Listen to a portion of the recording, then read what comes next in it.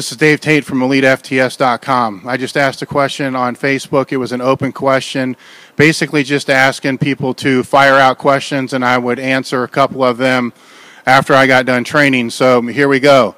The first question was, what's the most overlooked aspect or aspects associated with strength and conditioning or strength sports? No sport really in particular. The sport really doesn't matter because my answer is going to be the same. The more and more coaches that I've spoken to over the years, especially over the past 3 to 5 years, the same topic comes up, the same situation comes up, the same discussion, I guess is what I want to say, keeps coming up, and that is that a lot of the coaches and, private trainers that do work with athletes feel that, the majority of the people in the profession are probably doing more harm than they are doing good, for the athletes. And James Smith wrote an excellent article for Elite FTS, and they kind of pointed out the same type of thing. So to jump right into the answer, the most overlooked aspect I would say would probably be the sport technique of the athlete. It's the job of the coach, the trainer, or the strength coach. The number one responsibility of that coach is to make that athlete better, bottom line. Not necessarily to make them stronger, faster, et cetera, et cetera, et cetera, et cetera. If the kid doesn't know his plays, you're going to do the kid more justice by helping him learn his plays than you are by putting 50 pounds on his bench press.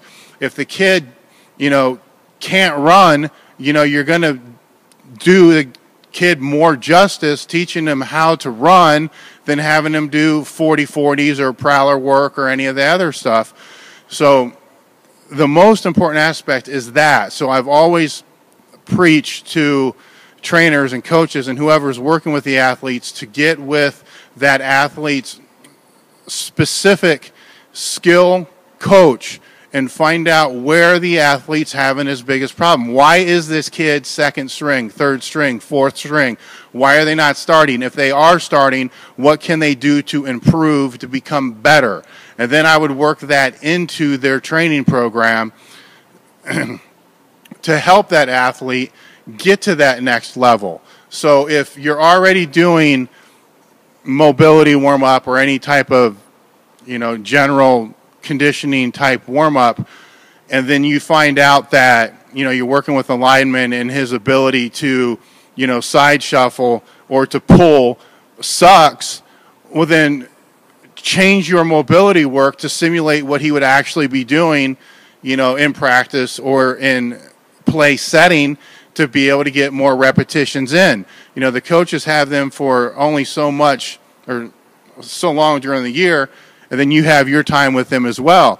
How many repetitions can you put in with that specific skill development that the coaches can't, that you can? It could be very equivalent, if not more, to the number of repetitions that they're actually getting in practice. And I'm talking their basic skill development that, the high-achieving athletes are already going to have, but the lower-achieving athletes are going to need more and more of that. The second part of the question would be, the mental strength. And how to develop that, that's debatable.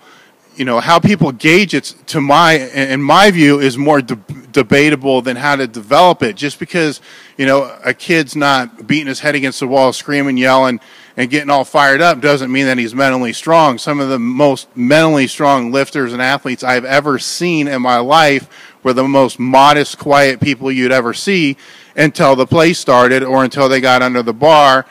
Then they turned into, a champion athlete. So determining what type of athlete they are as far as from a mental standpoint is important, first and foremost.